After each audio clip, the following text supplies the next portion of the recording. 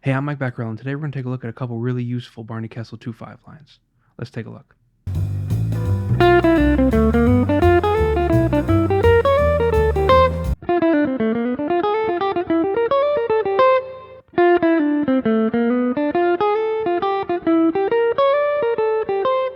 All of these lines come from Barney Kessel's solo on Back Home Again in Indiana, which is from the Oscar Peterson album that features Lester Young.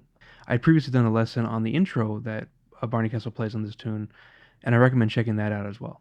So I'm going to break this up into two separate lines. Let's take a look at the first line. So we can view the first line as a 2/5 going to C, D minor 7, G7 to C major 7. So let's take a look at this line. So here it goes.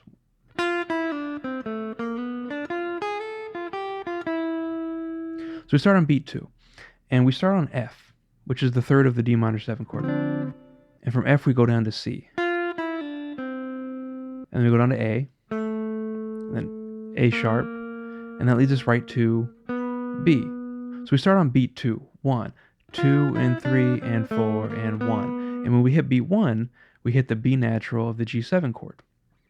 So we're kind of enclosing this B with the last part of this line, right? So once we hit that B natural, we go up the arpeggio, B, D, G, and then we hit this A flat, the flat 9. Now Charlie Parker would do stuff like this all the time. Something like that. Now what Barney Kessel does a lot though, is he'll go from the flat 9 to the 9. And then he goes down to F, to flat 7, the root, flat 7 again, and then resolve on E, which is the third of the C chord. So here's the G7 portion of this line.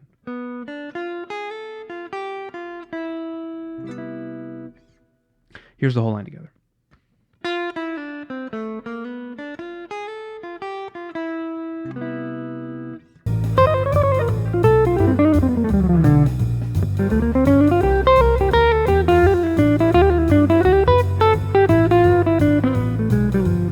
Now this particular Barney Kessel going from the flat 9 to the 9 is something he uses a lot. And in this solo, he does it 3 times. Immediately after this line, he plays it again. So the whole line will go like... So instead of resolving down to here, he jumps position. When he resolves down to the E, he goes up another flat 9 arpeggio and slides it up to the 9th. And then goes B flat, A, G, which is the flat 7, 6, 5 of the C7 chord, and resolves on C.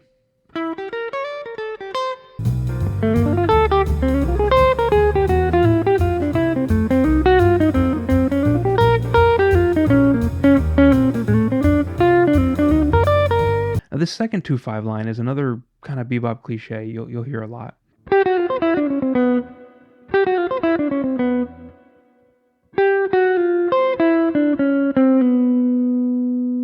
He just resolves the 2 chord to the 5. He doesn't actually play anything over the 5 chord besides hitting that note on beat 1. So let's take a look at this line. So we're over D minor 7. So again, we're doing a 2/5 in the key of C. So we have D minor 7 for this first chord.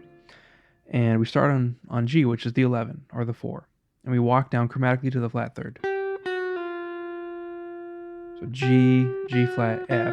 Go up to C. Then E, D, D flat, C, B. That's our whole line. He doesn't play anything over the 5 to resolve to the 1. He just kind of lets it sit on the 5 chord. But let's take this idea and kind of run with it.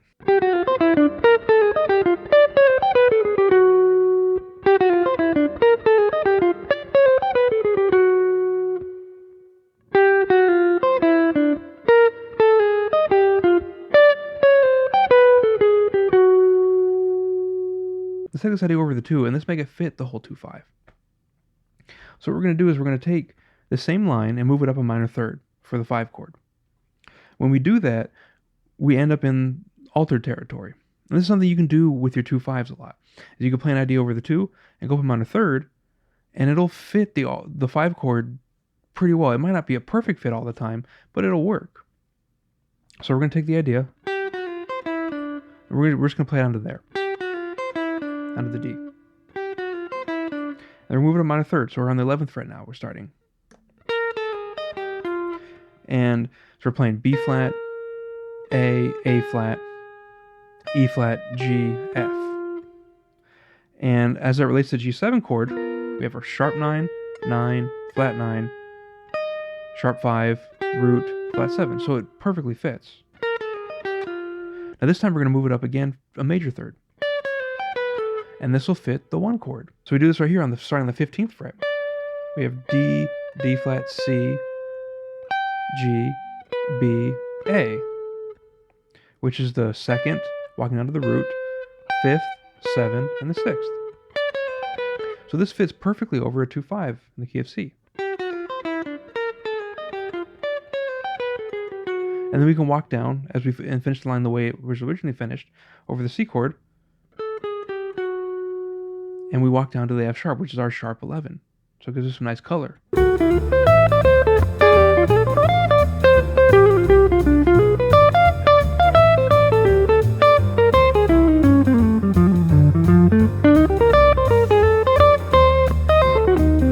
So I hope you enjoyed taking a look at these 2 short Barney Kessel lines.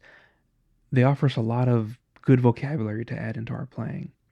So thanks for checking out the lesson. Keep practicing. I'll see you next time.